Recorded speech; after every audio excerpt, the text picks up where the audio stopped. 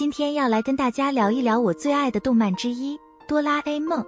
不知道大家有没有和我一样，在小时候就迷恋上这部温馨又有趣的动画呢？简直是童年回忆的代表作啊！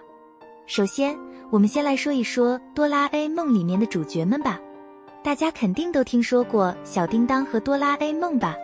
这两位可是动画里最受欢迎的伙伴，一个是机智可爱的小叮当，一个是拥有无穷道具的哆啦 A 梦。他们带着我们走进了一个个惊心动魄、扣人心弦但又温馨治愈的故事中，每一集都充满了温情与幽默。看着小叮当和哆啦 A 梦在时光隧道里穿行，总会勾起我对小时候美好时光的回忆。即使长大了，依然会被这部经典动画感染着，感受到那份纯真与喜悦。还有哆啦 A 梦里面每一个角色都鲜活生动，每一集都散发出令人怀念的情怀。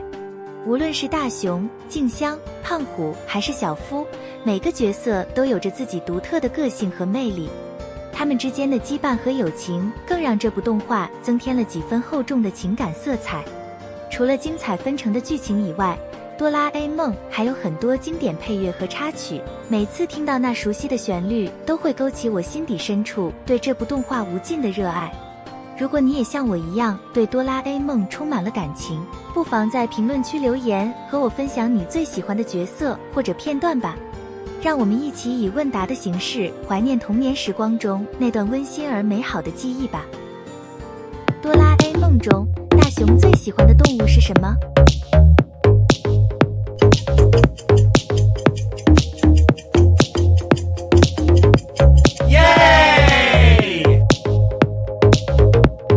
在哆啦 A 梦中，静香的生日是哪一天？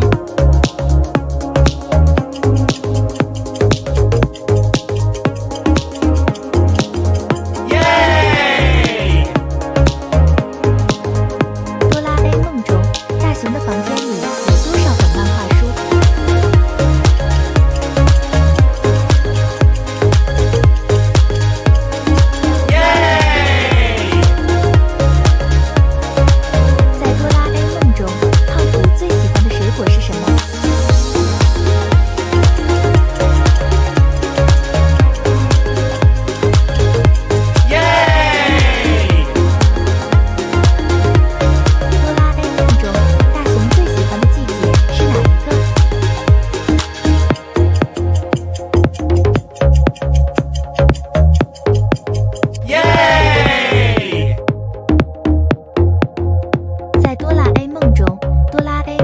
喜欢的游戏是什么？